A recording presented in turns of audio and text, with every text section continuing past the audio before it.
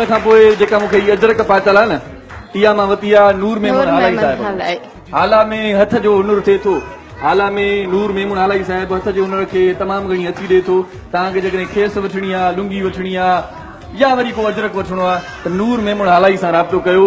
ऐं नूर मेमून हालाई साहिब जेको आहे बाक़ाइदा ईअं बाईपास रोड ते आहे।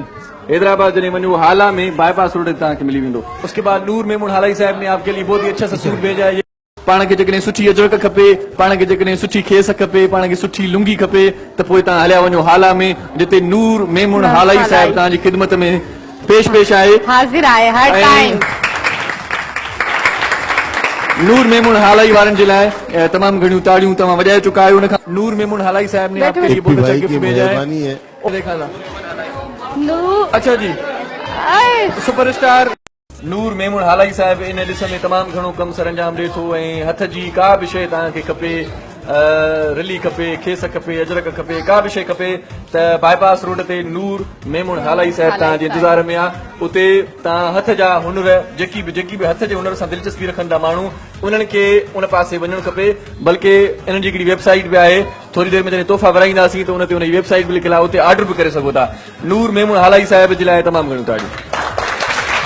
को तोहफ़ो थी वञे, नूर मेमून हालाई साहिब जो ई तोहफ़ो तव्हांखे ॾियूं था। ऐं जनाब ही वॻो तव्हांखे साईं माशाल्लाह सिंधी टोपी वारा आहियो। सिंधी सकाफ़त के उजागर करण में हाला शहर जो अहम किरदार रहियो आहे।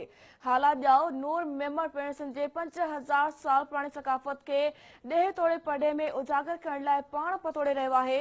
नूर मेमण जो चवणु आहे त सरकार जी मदद खां सवाइ सिंधी सकाफ़त के उजागर करण लाइ ॾींहुं राति महिनत करे रहियो आहे।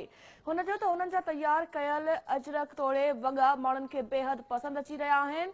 संदसि चवणो त पढ़े में सिंधी अजरक ऐं टोपी खे भरपूर मञता मिली रही आहे, जंहिंसां सिंध तोड़े मुल्क जो नालो रोशन थी रहियो आहे।